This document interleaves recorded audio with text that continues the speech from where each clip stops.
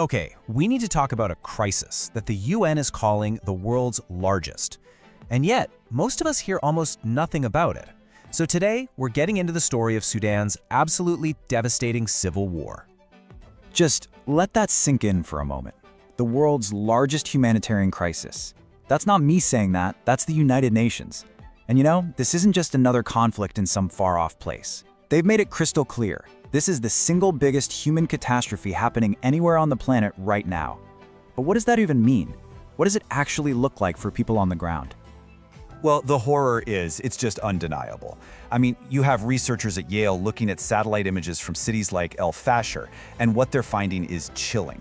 We're talking about clear, systematic ethnic cleansing. They can see whole villages just burned to the ground, specifically targeting indigenous non-Arab tribes. The violence is so widespread, so intense, that you can literally see it from space. Think about that.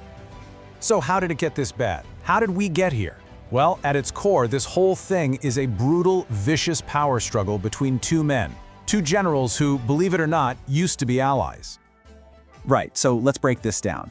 On one side, you've got General al-Burhan. He's the head of the Sudanese Armed Forces, the official army. And on the other side, there's General Dagalo, who leads this incredibly powerful paramilitary group called the Rapid Support Forces, or the RSF. And here's the key thing to remember. These guys weren't always trying to kill each other. In fact, back in 2021, they worked together to overthrow the government. So what happened? Well, their alliance completely shattered over one big issue. The plan was to merge Dagalo's RSF into the regular army. For Dagalo, that was a non-starter. It meant giving up his personal army, his source of power. For Burhan, it was about getting total control. And in the end, their personal ambitions just completely blew up the country's stability. And that just brings us to the biggest question of all, right? What could possibly be worth tearing an entire nation to shreds? As you might guess, the answer is pretty simple and pretty familiar. It's all about power and money. Yeah, at the end of the day, this is a fight for absolute total control. It's about who gets to command the military, and whoever does that, well, they command the future of the country. But there's another layer to this. Underneath all the politics, there's a brutal fight for Sudan's incredible natural resources. We're talking specifically about its gold mines, and get this, it's estimated that a staggering 90% of Sudan's gold is smuggled right out of the country. And that money isn't going to the people or the government, it's going directly into the pockets of these armed groups.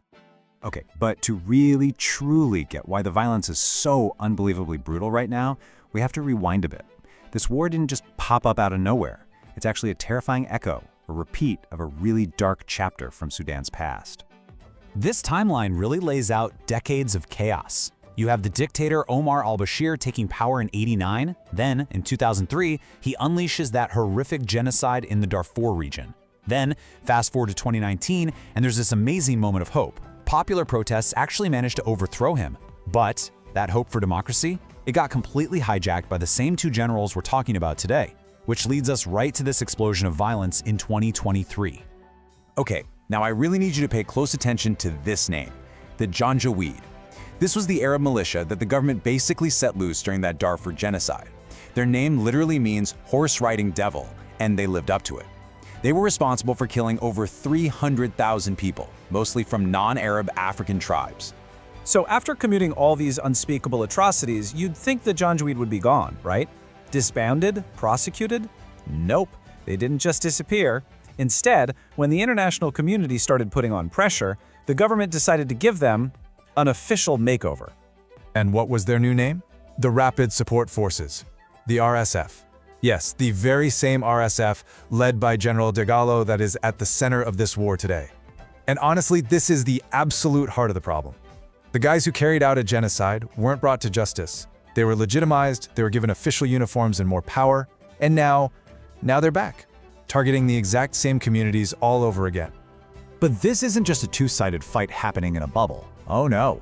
This war is being dragged out, made even deadlier because of a whole tangled web of outside countries getting involved. So who is backing whom? Well, according to reports from groups like Amnesty International, you've got a whole cast of foreign powers allegedly pouring weapons into this conflict, basically turning it into a proxy war. On the army side, you've reportedly got Iran, Egypt, and Saudi Arabia. They're probably looking for some kind of stability and to maintain their influence. And on the other side, backing the paramilitary RSF, that's allegedly the United Arab Emirates and Russia's Wagner Group, who are likely in it for the money and strategic control. And those accusations against the UAE are a really big deal. people are pointing to what is essentially a guns for gold trade. The idea is that the UAE provides the RSF with high-tech weapons, like drones, and in return, they get paid with smuggled gold. That same gold we were talking about earlier, taken right out of Sudan's mine.